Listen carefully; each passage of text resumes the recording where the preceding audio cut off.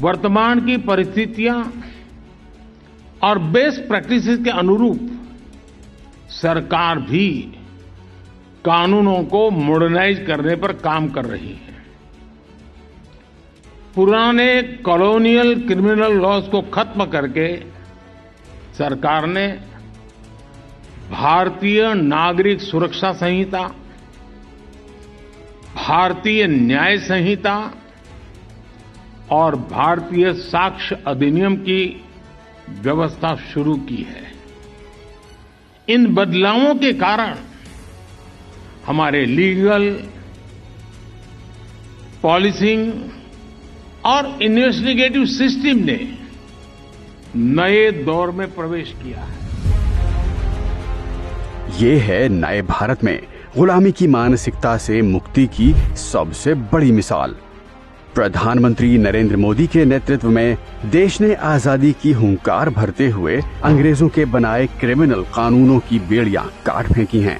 भारत के प्रधान न्यायाधीश सहित उच्च न्यायालयों के मुख्य न्यायाधीशों, विधि अकादमियों और विधि विश्वविद्यालयों के सुझावों को अपनाते हुए 4 साल के गहन विचार विमर्श के बाद देश ने अपनी न्याय व्यवस्था का भारतीयकरण करने में सफलता प्राप्त की है। प्रधानमंत्री नरेंद्र मोदी के नेतृत्व में सरकार ने अंग्रेजों के दमनकारी कानूनों के युग का अंत करते हुए भारतीय नागरिकों को संविधान प्रदत्त अधिकारों की सुरक्षा को समर्पित कानूनों से एक नए युग की शुरुआत की है।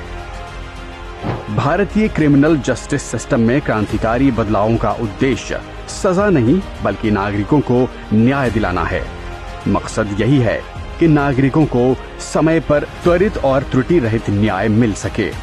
देश की न्याय व्यवस्था का भारतीयकरण करते हुए अब 1860 में बने आईपीसी यानी इंडियन पेनल कोड नहीं बल्कि भारतीय न्याय संहिता 2023 स्थापित की गई है। अब 1872 में बने इंडियन एविडेंस एक्ट नहीं बल्कि भारतीय साक्ष्य कानून 2023 लाया गया है और 1898 में बने सीआरपीसी यानी कोड ऑफ क्रिमिनल प्रोसीजर को अब भारतीय नागरिक सुरक्षा संहिता 2023 से बदल दिया गया है।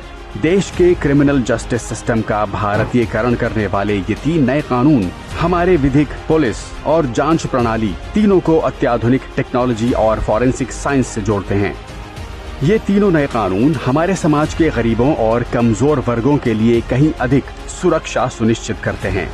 क्रिमिनल जस्टिस सिस्टम के भारतीयकरण के साथ ही देश अब सच्चे अर्थों में विकसित और सशक्त राष्ट्र बनने की ओर कदम बढ़ा रहा है।